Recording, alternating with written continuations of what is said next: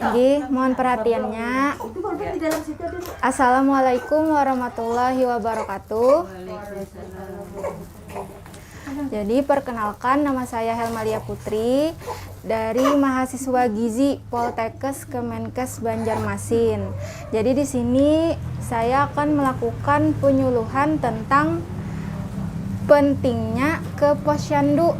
Nah, jadi siapa aja yang bisa ke posyandu?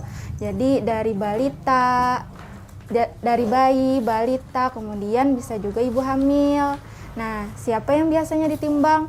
Jadi setiap anak yang berusia 0 sampai 59 bulan atau anak di bawah 5 tahun. Jadi kapan harus ditimbang? Nah, setiap bulannya 1 kali di posyandu sesuai dengan jadwal masing-masing posyandu di wilayah masing-masing. Kayak di Nusa Dua nih hari Kamis, minggu keberapa Bu? Minggu ketiga. Nah, sesuai jadwal masing-masing. Nah, jadi apa manfaat rutin balita itu ditimbang ke posyandu? Ada 4. Yang pertama, mengetahui apakah balita tumbuh sehat. Nah, jadi tahu balita itu sehat kah, sakit kah. Kemudian yang kedua, mengetahui dan mencegah gangguan pertumbuhan pada balita. Yang ketiga, mengetahui balita yang sakit, misalnya berat badannya 2 bulan berturut-turut kada naik. Bulan tadi 7 kilo, bulan berikutnya 7 kilo. Nah, itu perlu dipertanyakan kenapa kada naik balita nih. Nah, jadi nanti dari posyandu dirujuk ke puskesmas untuk ditindaklanjuti. Kenapa balita ini tidak naik timbangannya.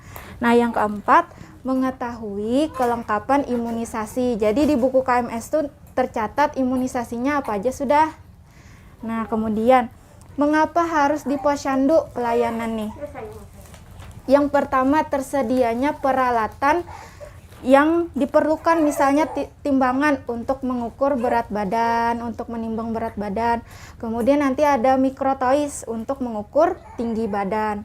Nah, kemudian yang kedua, diberikan kapsul vitamin A setiap bulan Februari, ini bulan Februari dan bulan Agustus. Nah, jadi ini kapsul vitamin yang A yang warna biru ini untuk bayi berusia 6 sampai 11 bulan.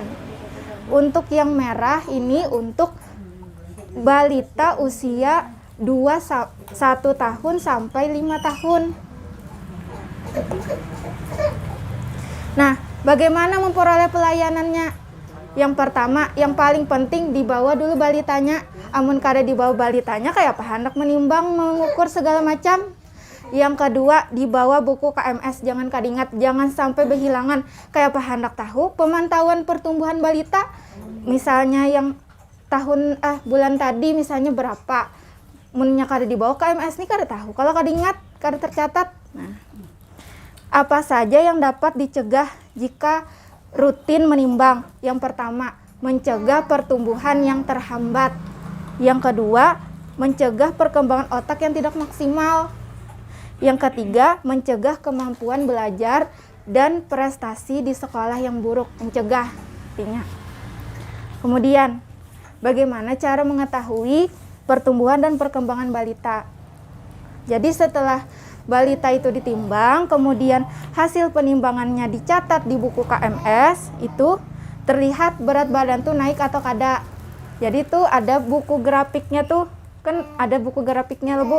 Jadi kadar nih harus mencatat bulan tadi berapa dititiki, jangan kadingat. Bulan kenanya dititiki, jangan kadnya ada juga KMS nih kada betitik. Ulun melihat kayak apa hendak tahu perkembangannya inggi, kayak apa hendak tahu pemantauan si balita tadi.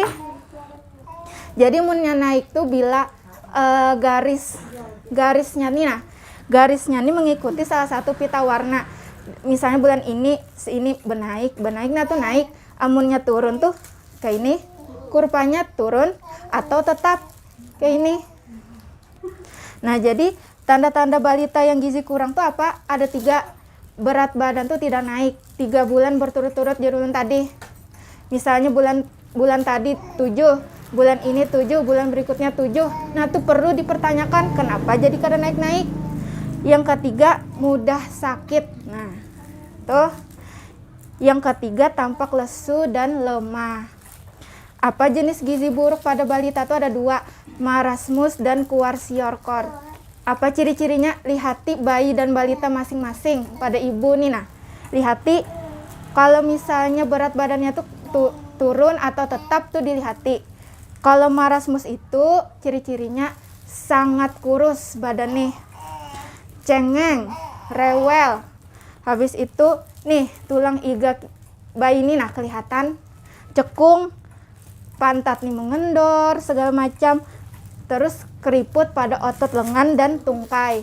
Kalau kwashiorkor itu bengkak seluruh tubuh, wajah nih bulat, sembab, cengeng, perut nih buncit, gonol, awak nih kurus tapi perut nih buncit, tinggi kurang gizi, rambut nih kusam, nih mudah tercabutan nih nah, bercak kulit yang luas dan kehitaman dan bintik kemerahan. Jadi itulah pentingnya dibawa ke posyandu. Jadi jangan koler-koler ke posyandu. Amunnya sudah jadwalnya sesuai anunya turun nija, biar hujan taduhakan ja dulu lah. Jadi turun nija pokoknya di anu nah ibu nih jangan malas membawa ibu dan balita nih, karena untuk kepentingan anak pian juga ditimbang, diukur. Karena nih nih vitamin A dapat lah pian lah karena anak pian bulan Februari dengan bulan Agustus. Jadi apakah ada yang ditanyakan? Penyuluhan dari saya. Apabila ada yang ditanyakan silahkan aja Bu Ai. Sudah.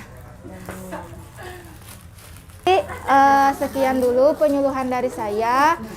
Semoga bisa menjadi semoga habis dari penyuluhan ini ibu tersadar untuk membawa anak bayi dan balitanya ke posyandu. Kemudian semoga bisa bermanfaat. Saya tutup. Wassalamualaikum warahmatullahi wabarakatuh.